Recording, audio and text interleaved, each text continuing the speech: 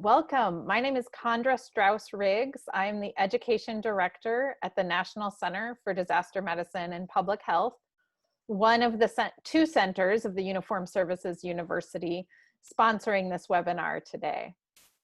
We are so grateful that you're here joining us for the webinar entitled New Behavioral Health Tool for the COVID-19 Era. Our center partnered with the Center for the Study of Traumatic Stress to update a tool that we had developed a couple of years ago. And we are so pleased to talk to you a little bit about it today and specifically help you think through how you might use it in your setting. This afternoon, we have myself, and then very pleased to have Dr. Brian Flynn, who is one of our true national treasures in the world of disaster behavioral health. Dr. Flynn served as Rear Admiral Assistant Surgeon General in the U.S. Public Health Service for many years and served in that role through many events and significant disasters. A major focus of his work now at the Uniformed Services University Center for the Study of Traumatic Stress is on preparation for, response to, and recovery from the psychosocial impacts of large-scale disasters. We are very pleased that Mary Vance, listed next on the slide, but she will actually be speaking fourth, is Assistant Professor of Psychiatry at the Uniformed Services University with the Center for Study of Traumatic Stress as well. Her research focuses broadly on improving mental health care services and delivery for trauma and stressor-related disorders, particularly in military and veteran populations. Dr. Joshua Morganstein is Assistant Director for the Center for the Study of Traumatic Stress, in addition to being Associate Professor and Assistant Chair in the Department of Psychiatry. Dr. Morganstein has a great many efforts under his belt as well in terms of responses and being involved in operational experiences overseas and domestically, and particularly around the impacts of terrorism. So we are so excited for this lineup. And next slide, Norma. Just to be clear with folks, for continuing education, we're very excited to be able to offer it through the American Public Health Association for both nursing and medicine. This is an educational activity for a maximum of 1 credit hour, and you do have to be registered through Zoom for the webinar in order to claim the continuing education credits, but you also have to be registered through Zoom to be here. So should have your bases covered as long as you're here for the duration of the webinar. All right, next slide, please. Myself, the moderator, and our speakers have no disclosures to report. And we are speaking as individuals and not on behalf of the Department of Defense or the United States government. Next slide. All right, and I just wanted to tell you a little bit about the National Center for Disaster Medicine and Public Health.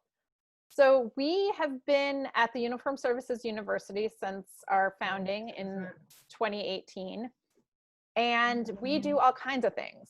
You may be familiar with the Stop the Bleed campaign, which is helping folks in severe trauma situations learn to apply tourniquets and pressure in order to stop bleeding. So that's a big effort you see in the middle of the page. There's an app, there's online training materials, and we have an ongoing partnership with the Red Cross to roll out that program in the next couple of years. So that's exciting. We obviously are at a university, so we work very much in the academic space of publications and presentations on a variety of topics, really ranging from issues such as translating battlefield care to civilian mass casualty incidents, hospital preparedness, public health emergency operations, looking at vulnerable populations, and we had a series of recent webinars about COVID. This is part of that series. So we encourage you to go back and take a look. We had one on the well-being of healthcare workers during COVID-19 and issues facing underserved populations during COVID-19 that we put on in the last several months. So we're really glad that we can provide this format and forum. And this particular effort around this document, which our subsequent speakers will talk about in much more detail, was a follow-on. A couple of years ago, we worked together to produce the first one of the curriculum recommendations for disaster behavioral health.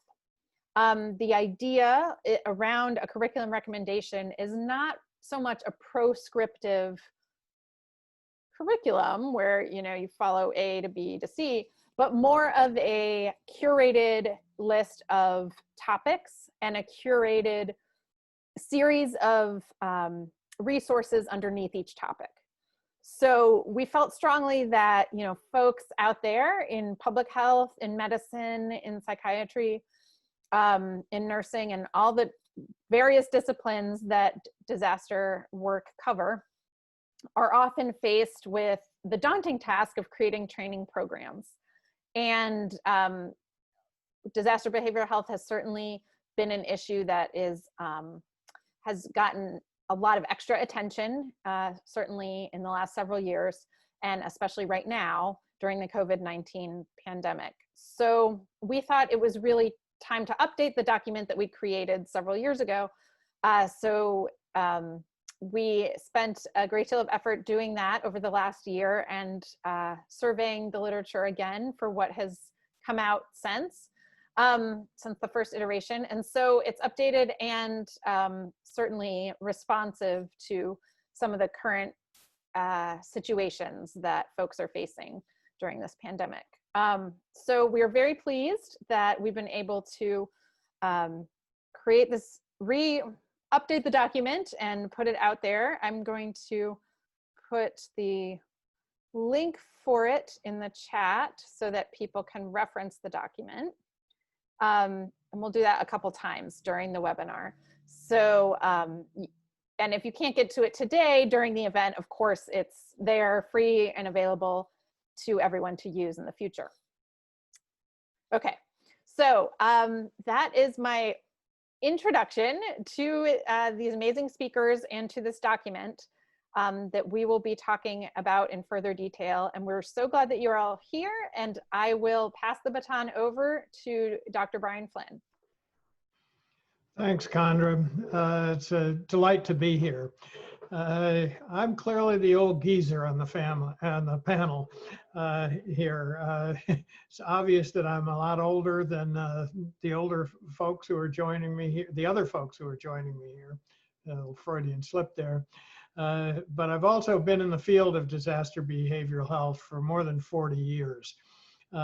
So what I plan to do today is kind of give you a little history and context of where we came from, how the field has developed, and what of this current document that we're going to focus on today, how that came to be and where it fits in that context.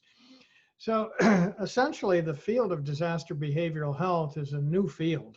While behavioral health has been interested in trauma and stress since its beginning, as a field of disaster mental health or behavioral health, particularly in natural disasters, it's relatively new. My first experience in the field, as I said, was over 40 years ago. I was working in the regional office of the National Institute of Mental Health in Boston and living about an hour north on the coast when the blizzard of 1978 hit. I see people reacting to that, so there are people who must remember that experience. It was a storm like certainly I had never experienced before. There was over 27 inches of snow in under 48 hours, gale force winds, 100 people were killed, and more than 4,500 people were injured. everything shut down for a period of about 10 days. No one was allowed on the road. Everybody was in their homes, myself included. And when the world opened up again and I returned to work in Boston, the first day back, I was invited over to the office of the Massachusetts Department of Mental Health to attend a meeting they were holding, sort of a debriefing for the superintendents of state mental health facilities there. And boy, did I get my eyes opened up there. I had no idea the kinds of difficulties that this disaster placed on systems as well as individual victims and survivors. So I wound up continuing to work with them over a period of time and was the project officer for the crisis counseling program that they received that I'll talk about a little bit later. So let me pause that line of discussion and back up a little bit and kind of walk us through at least one model of how a specialty health field develops. In this case, disaster mental health or behavioral health. And the model I'm going to use is one that I've always found very relevant to this. And that's how the National Institute of Mental Health, NIMH, was developed. NIMH was founded in 1949. And it was founded on the concept that there are three elements that are necessary to grow a field. And it's been talked about ever since as the three-legged stool. And the legs on that stool are services to people, training to provide those services, and research to underpin the other two legs. And the notion being that all three legs are important. They're necessary, they're separate but related, and if one gets out of line with the others, nothing works really well. So it's a model that I think is helpful. When NIMH was founded, it was founded as part of NIH. But then in 1967, it was separated out of NIH so that it could have its day in the sun and emerge as a full-blown member of the health family.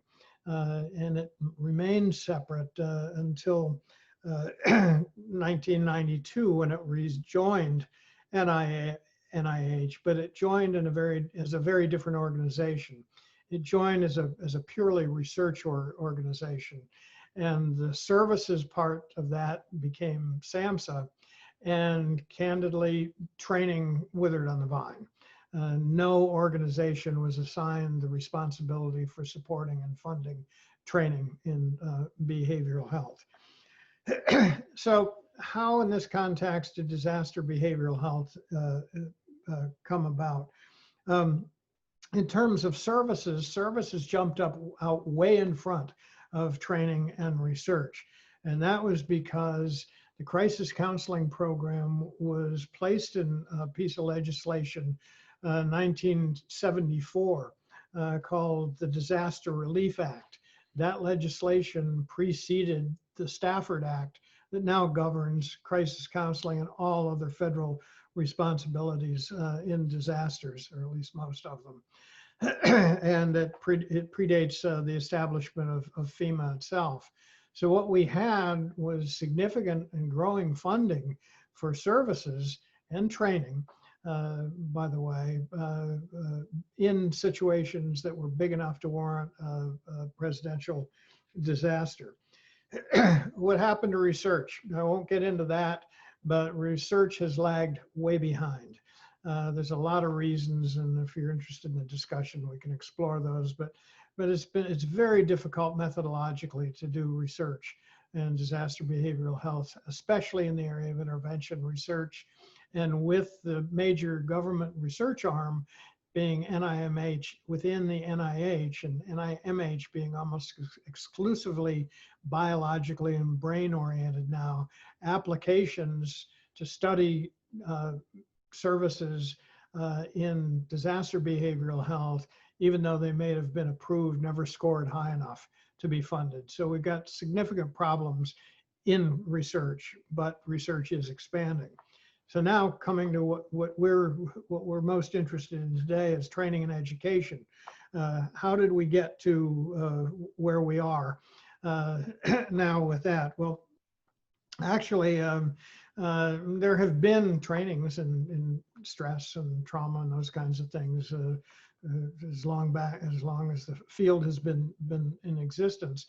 But to my knowledge, the first formalized training in disaster mental health or behavioral health was established by the NIMH Staff College.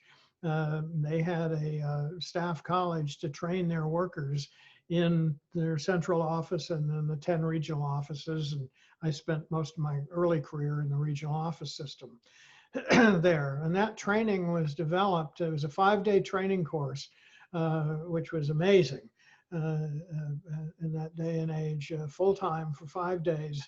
And it was designed and conducted by Raquel Cohen and Fred Ahern, who were both from Boston and who had been central in training during the crisis counseling program that was there. In fact, before this, I pulled this out. It's the final report of Project Concern, which was one of those early crisis counseling programs. I keep it on the shelf behind me to remind me of its importance in the history of this program. But the staff college withered away.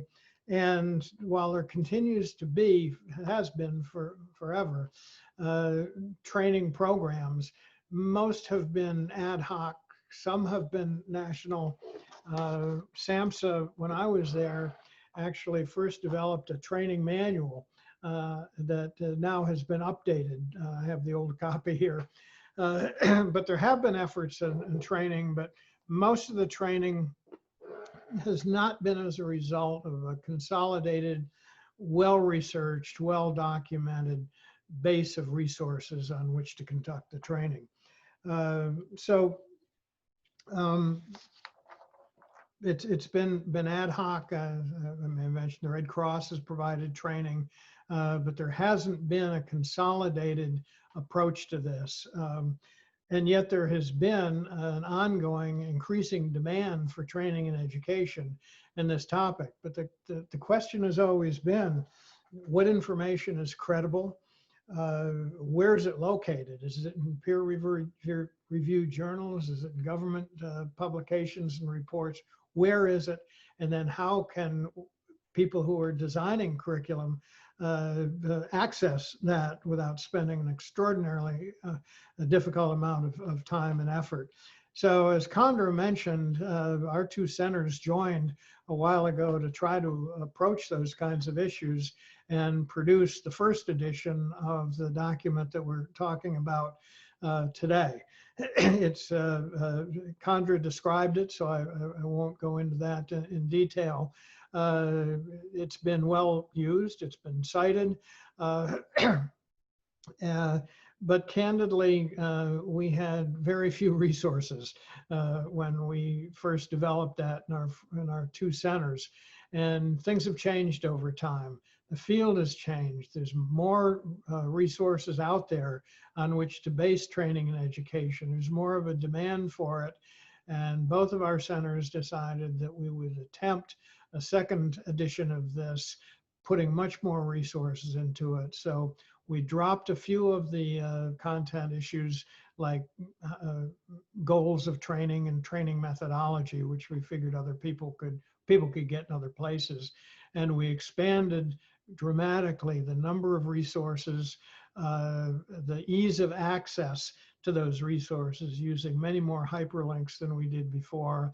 And we did something a little bit different that I found particularly exciting. In addition to surveying all the literature we could find, we identified a fairly large number of people who around the world who are known as thought leaders in the field of disaster behavioral health. And we simply asked them, when you train or you evaluate training, what are the resources that you find most credible, most useful in your personal experience? And we got wonderful advice from them that we included in this second edition. We also, it was delayed a little bit because one of the things we believe is that people who may be interested in this right now are interested primarily because of COVID issues. So we had a special focus on that also.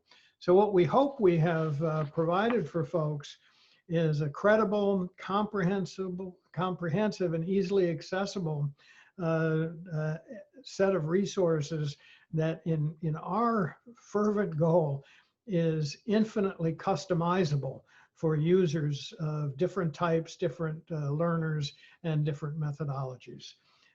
So that brings us from ancient history to the document we have today. I hope that's been helpful to folks. Thank you. Great. Thank you so much, Brian. It's always so rich to hear the history and background that brought us to this point. So I now hand it to Dr. Morganstein. Great. Can you hear me, Kandra? Yes. All right.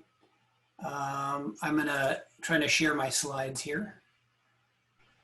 Can you see the slides now? Great. We see them. Great. So thank you very much, Brian. And in order to kind of appreciate a little bit more the rationale and the role for disaster behavioral health curriculum guidance document, we thought it might be useful to just do kind of a rapid review on different aspects of disasters, behavioral health, and the impact on individuals and communities. The topical areas in the slides I'm going to cover quickly could be covered over days, and certainly books have been written about these topics. So this isn't meant to be exhaustive, but really just a rapid review to help remind us about some important principles that are also highlighted in different subtopics, along with many other areas within the curriculum guidance document. And we selected a few that are most applicable broadly to a lot of different kinds of disasters, as well as content that has become particularly relevant to recent and ongoing disasters like COVID-19, the wildfires, hurricanes, and others. So of course, we all know disasters can be natural or climate related. They can be human generated. Natural disasters often expose vulnerabilities in human generated technology or infrastructure, resulting in sort of combined disasters that could have more synergistic rather than additive effects. And a pandemic like COVID-19 that we're all living through right now, no matter where you are in this country or in the world, those are often considered natural disasters, but as we have seen, the conditions that create and propagate infectious disease outbreaks often have their origins in human behaviors and systems, hence the overlap of these areas.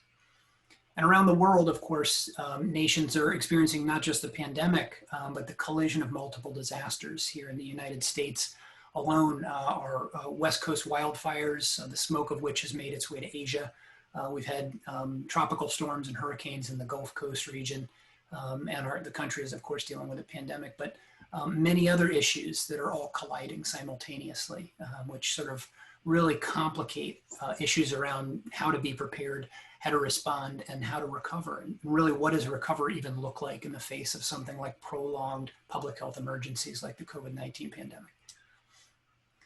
If we look at rates of different types of disaster events, if we just look at our climate-related disasters, which really represent a sizable portion of disaster-type events that are occurring, impacting communities around the world, we can see that the numbers really tell the tale. Over time, there's been a significant increase, not just in the number of these, but also where they tend to occur in places that they didn't historically, and doing damage more than they have in the past. If we just looked at things like active shooter incidents, which is probably a more conservative estimate of mass shooting events, just using FBI data here in the United States through 2018, 2019 shows an increase, but they don't offer a similar graphic to this. But we see that the numbers are kind of steadily increasing. They're certainly not decreasing. So when we have increasing rates of some of the most prominent types of disaster events, that means that there are going to be more people affected, more behavioral health and psychological health issues impacting individuals and communities in our country and around the world. And so the need for education and training in the area of disaster behavioral health couldn't be more relevant and important than it is right now. And of course, I think we're all aware that the psychological and behavioral impacts of disasters are experienced by more people over a greater geography across a much longer period of time than all other medical effects combined.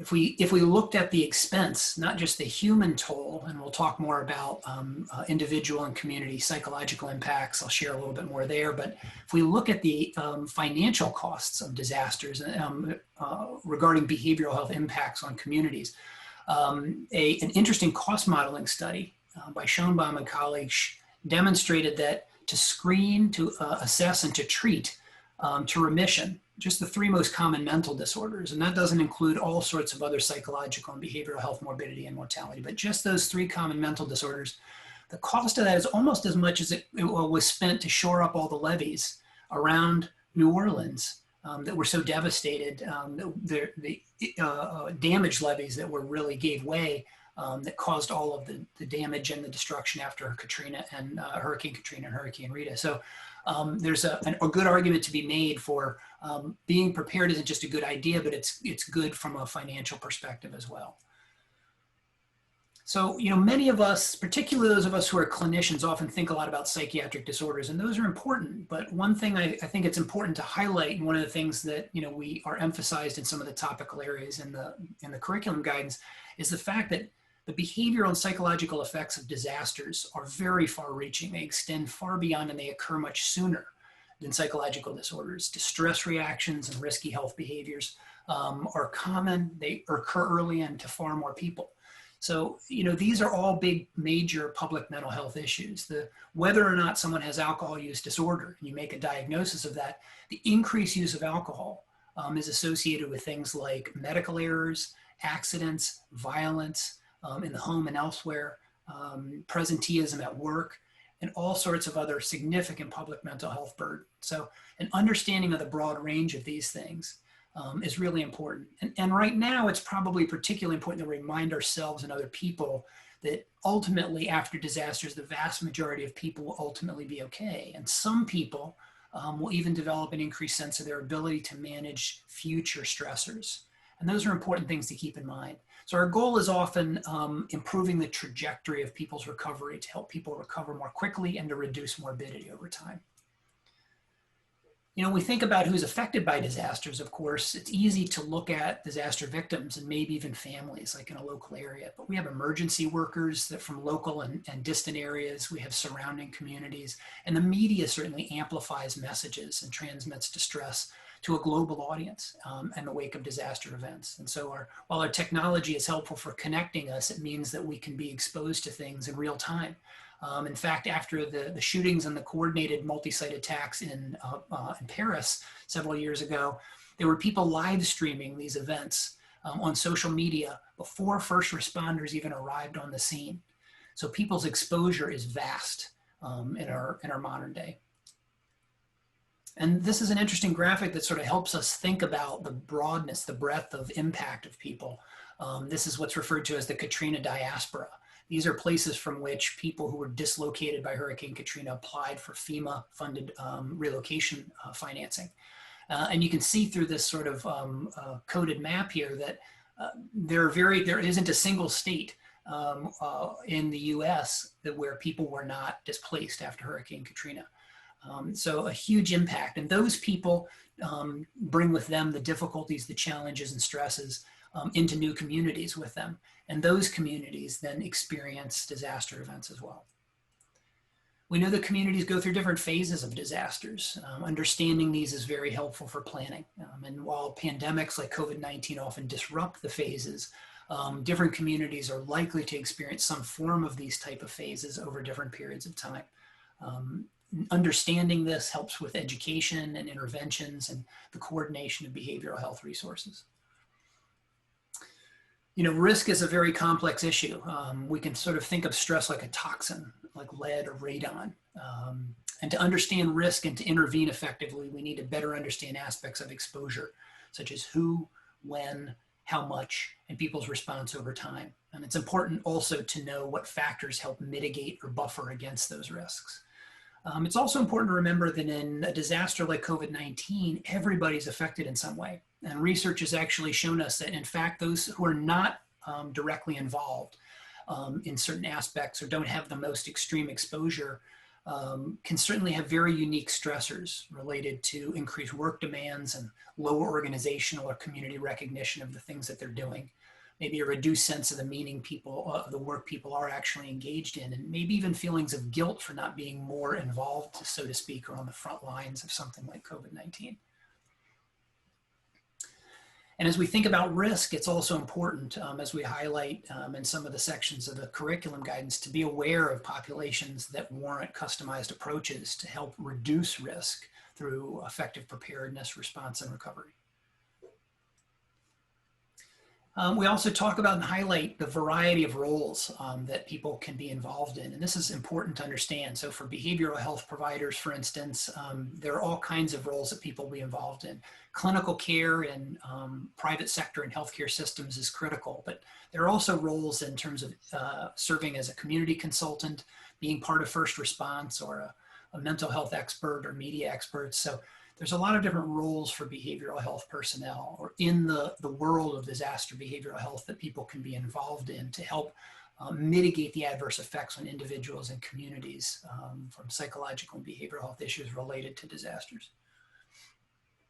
We talk a bit about interventions, and certainly a reminder for us all that our framework for evidence-based interventions right now, our best evidence involves the essential elements of what's been called psychological first aid. And so, for instance, we know that things like, while the media does certainly transmit timely and helpful information to assist the public in responding to a disaster, we also know that increased exposure to disaster-related media enhances transmission of fear and distress and reduces a sense of safety, and that people who feel less safe during disaster events consume alcohol and tobacco at higher rates, have more difficulty sleeping, and are more likely to develop post-traumatic stress, depression, and other adverse effects. Looking at other essential elements, we know that in the area of community efficacy, people who believe that they live in strong neighborhoods have significantly lower rates of developing adverse psychological effects, such as post-traumatic stress and depression. And in fact, if you look at people who are injured, those who are injured suffered PTSD at twice the rate as people who are not injured, when they said that they lived in neighborhoods that were not strong. But that effect is completely moderated away for people who live in strong neighborhoods. So things like community effects are very important to consider, these population level impacts that affect communities and individuals and impact the trajectory of recovery for people. It's also good to think about what people need after disasters.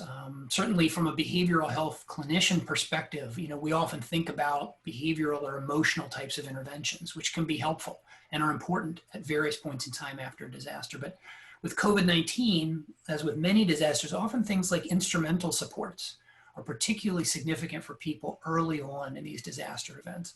And the bottom line is that it's really difficult for many people to talk about feeling sad when they don't know if they can pay the rent or their stomach is growling. And we've also really seen in many disasters, but certainly over time during this public health emergency, the impact of communication and messaging, and how varying messages and communication strategies have impacted communities in different ways. We know that behavioral health, that communication really is an antidote for distress. And it is in and of itself a behavioral health intervention. It isn't just the way we deliver interventions, but it serves as an intervention itself. So our awareness about how we say things and what we say, and our ability to perhaps influence others through words and messaging become important aspects of managing a public health emergency. The issue of workforce sustainment certainly has been critical. And again, a lot of interventions in the wake of crisis type events often focus on the individual. And it's real important to remember that interventions at the individual, the organization and community level, and the leadership level all play a role in affecting the well-being of communities. So for instance, the issue of leadership and what leaders do and say during disasters is critical. And as disasters are prolonged and stretch out over time, leaders at many different levels, whether those are elected officials or community leaders, people in neighborhoods or organizations, what leaders do and say matters, how they care for themselves, the examples they set. And one particularly important example that we're really seeing over time right now has to do with issues of grief leadership, the ability to acknowledge grief, to help people make meaning of things and honor losses over time. Which brings us to our disaster behavioral health curriculum. And it's important to have resources that are easy to use and that are up to date. And I'll turn things over to my colleague, Dr. Mary Vance. Thank you, Dr. Morganstein. That was excellent. All right. Take it away, Mary. So I want to express my appreciation to all our listeners and participants here. I'm really glad to be here as well today.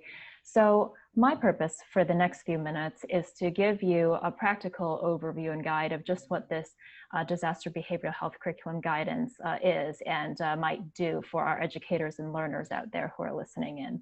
So Kandra already talked about the purpose of this document, and Brian did a bit too, but just to reiterate, this guidance document is intended to be a resource for learners and educators across professions within healthcare professions, but also policy makers and other interested parties to either learn more themselves or teach about disaster behavioral health. What you'll find here are curated resources, vetted materials from reliable sources that you can use to develop your own curricula on a variety of topics. As Brian said, something with what we hope to have infinite customizability for your needs and purposes.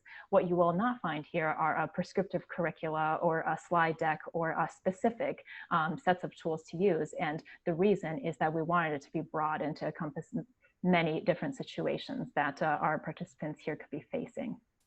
So as you can see here, this is the title page. I'll just kind of move you through a bit of the document to show what we have to offer here.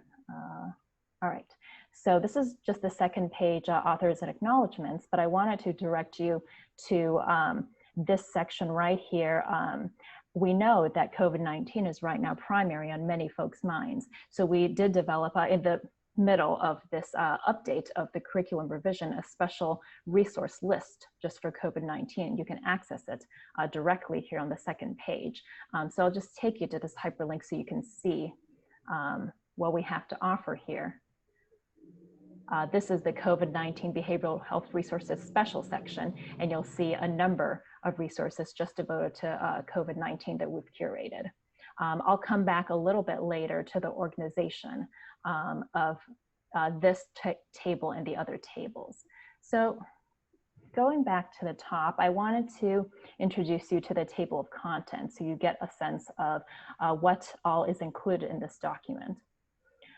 First will be the introduction, where we essentially describe the components of this curriculum guidance, how to use it, as well as a little bit of the background history that you've heard today about how this was developed.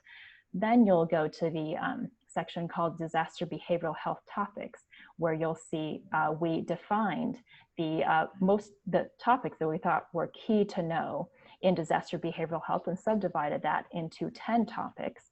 And we provide descriptors of each topic, including the primary concept and additional sub-concepts for each topic, followed by the table 1 on COVID-19 that you previously saw, and then followed by table 2, which is essentially the list of comprehensive resources corresponding to each of those topics listed above in the disaster behavioral health topics section.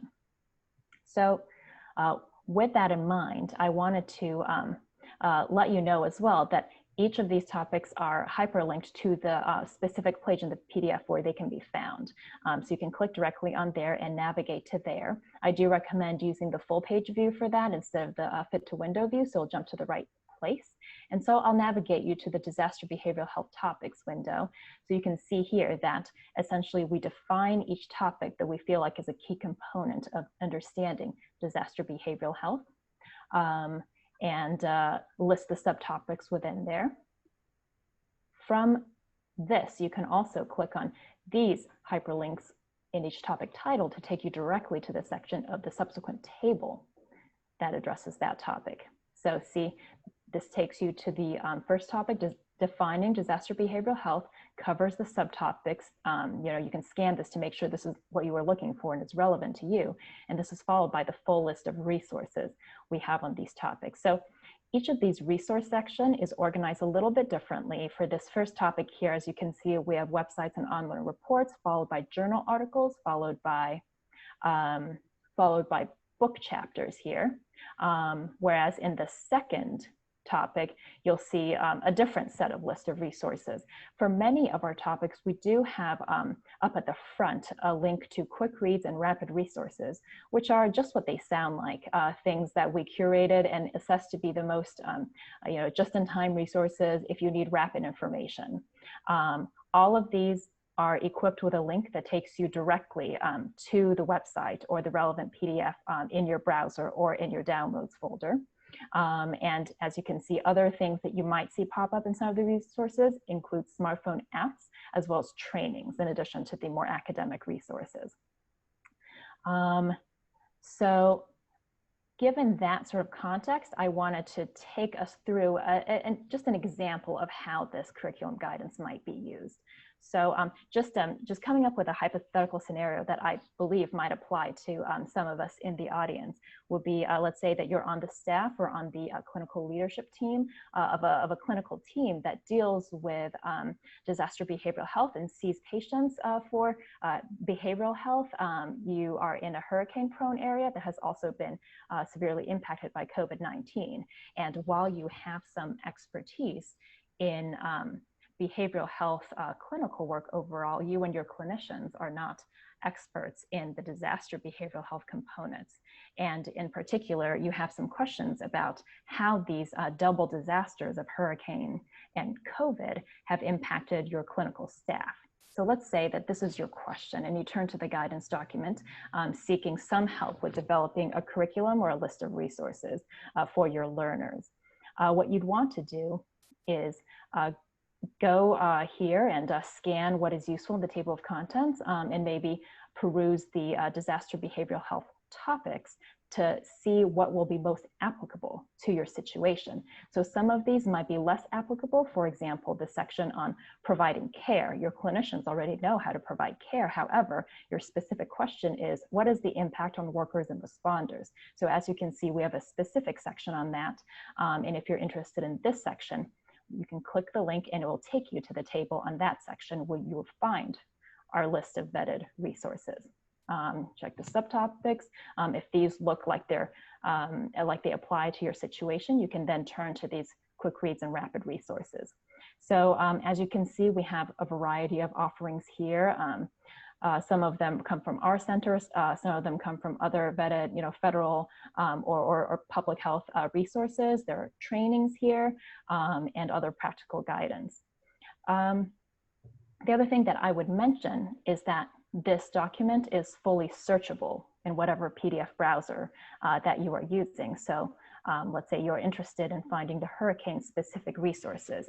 You could pull up the search function in your PDF reader and type that in, and that'll get you to the hurricane related resources that we have. So you could also specifically search for topics of interest or disasters of interest that way.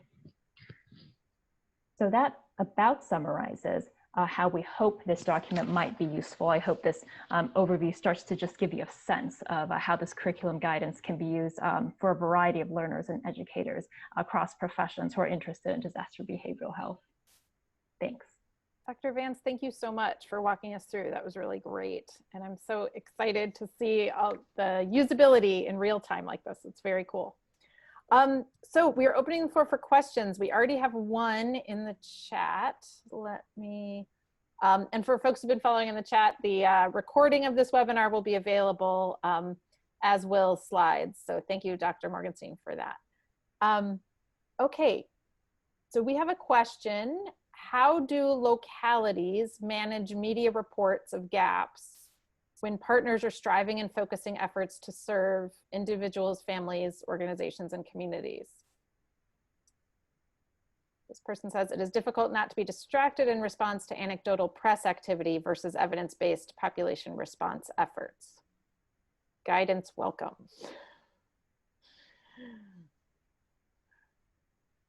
So, what does our panel think? Well, I'd be glad to take a start at that. It's a common problem. And again, thinking back to Dr. Vance's review of the document, I think this document might be helpful in a couple of ways. What you're talking about is a communications challenge here primarily. So I think, scanning that section would be helpful. I know that literature well, and I know if you dig into that, you're going to find some specific recommendations about how to present scientific information, dealing with the media kinds of issues, how experts can be helpful without presenting themselves in a way that's not understandable to their audiences, et cetera. So, I don't think there's, certainly if we were consulting the person that asked the question, we could go into this in a lot of detail, but keeping it to this document, I think it might be another good example about how you can use it. You won't find the answers in this document itself, but you will find it in the links. Several come to mind, like the CDC's CERC manual there could be very helpful in approaching that kind of issue. So I hope whoever asks will give us some feedback if they use this document and whether it led them to the right place or not. Excellent. Thank you, Dr. Flynn. Dr. Morganstein, did you have something as well? Yeah, Bree, a quick addition to add on to Brian's comment is that it is important to manage the media. It's a real and pressing and ongoing issue in any disaster, and sort of anticipating that that's going to be an issue, particularly if you're in an area that's a major focus. So for instance, a hotspot area, or, it's not hard to read the tea leaves sometimes. We don't always know when a disaster our area is going to become the focus, but sometimes it's pretty clear. Having dedicated individuals, and a lot of this is covered in some of the references that Brian mentioned and that are in the curriculum guidance, but ensuring that you have dedicated individuals, looking at the incident command system, our federal government's response framework, there are people whose role it is to respond and craft messages to the media, and everyone else doesn't do that. So sort of knowing who's responsible and having a plan for how to do that. And again, the CERC manual and the way that information is communicated, inconsistencies, mixed messages from different people, that change from day to day tend to really add to your media burden. Whereas more consistent messages, that give adequate information and ensure that there are, updates are made are necessary and an ongoing challenge. It's often things most people didn't get into the job that they're doing to do necessarily, unless they're public relations perhaps. But there are plenty of people who feel like their time and energy is distracted by the media, but in truth, it's a real important way to get messages out. So thinking about the media as a partner to be worked with rather than a problem to be solved in some ways can help in terms of framing the approach. I would just add that the specific way you might access those resources in the document, you could search for communication. I believe topic 7, providing care, has risk and crisis communication as a subtopic, and that's what we're referring to when we talk about the CERC manual and other resources. Fantastic, thank you. All right, we have another question here on any suggestions on how to use this to support nursing homes? Is there specific info on nursing homes? I'm not sure if we have a specific topical area that focuses on nursing homes, but there certainly is information to help think through special populations. And often we think about people of advanced years or geriatric population as being at risk or more vulnerable. Certainly elements associated with aging that are more common in geriatric populations, such as cognitive impairment, vision impairment, mobility limitations, those kinds of things can increase people's risk. And some of that there is information and topics under there that look at and explore how to more effectively approach that population in terms of thinking through preparing, as well as response and recovery. I think there's plenty that could be applied to populations within nursing homes. But certainly as we think down the road about updates and modifications and things like that, it's hard to cover every area. But certainly with COVID-19, we've really seen that nursing homes with this particular disaster, probably more than any that we've seen in sort of recent history have been so severely impacted. So that's a helpful reminder, but I hope, alerting people to the fact that that population is addressed is at least helpful in providing some resources. Right, so for that topic, topic number 6, considerations for special populations, does cover some aspects of what would be considered applicable to nursing homes. So frail elderly, children, other populations, homeless, marginalized communities are a particular risk, of course, during disasters. So in that section, you'll find some resources that we believe you could apply to that question about nursing homes. Great, thank you. And I just put in the chat that the National Center for Disaster Medicine Public Health does have resources on caring for older adults in disasters. It's from before, but is actually being updated by our colleagues at the Assistant Secretary of Preparedness and Response. So that will be released soon, actually. So look for that. Okay, we have time probably for one more question. We have a good question here. Does the document have resources that speak to lowering recidivism rates or individuals who are justice involved and or former incarcerated individuals who are seeking mental health, behavioral health, especially during the pandemic? Another topical area that is addressed is people with serious mental illness. And certainly, we often think about people with mental health conditions as being at risk. And just like the geriatric population, it's real important to carve with a little bit more surgical precision who is at risk, when, and for what reason. So people who are, for instance, involved in and dependent upon systems of care. And I think the population that's being highlighted by the person asking the question here, people involved in justice involved, incarcerated persons, something people have given more and more thought to, particularly because of these outbreaks in prison populations and other confined settings. There are many other confined settings where people are required to be in close proximity, but there's a certain unique vulnerability in incarcerated populations. So, but certainly the issue of serious mental illness and issues around systems of care and dependency on those systems of care is one that is covered. And I don't know if my colleague, Dr. Vance, has been perusing to see if we have something specifically that looks at incarcerated populations. But again, another population very uniquely impacted by the COVID events. Yeah. Yeah, absolutely. It's a great question and very important topic. One of the challenges with making this curriculum guidance is that for this particular section on special populations, there are so many unique and nuanced needs for these populations that we were not able to, comprehensively cover them all. But these questions are certainly giving us a sense of what we might have to do. And perhaps a third edition is subdivide and add some populations with special considerations to it. We do mention justice involved and incarcerated individuals in our introductory material, but there are no specific topics I could pinpoint just now on that particular subject. But I believe that there are other takeaways from the document that would apply, but good suggestion for next time. Let me just make a comment if I could. This line of questioning about special populations is both frustrating and exciting. It's frustrating because you've identified areas that we find hard to identify specific resources for. So it's frustrating that we can't give you 14 citations on that.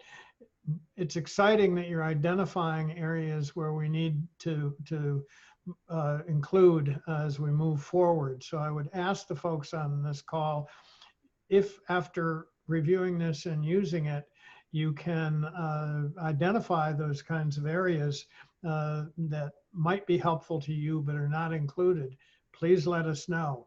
Also, if you find resources that are relevant to this, let us know. And in the future, we'll figure out some way to address that. With respect to incarcerated populations, again, some of the materials that might be helpful are not going to be found in the behavioral health literature.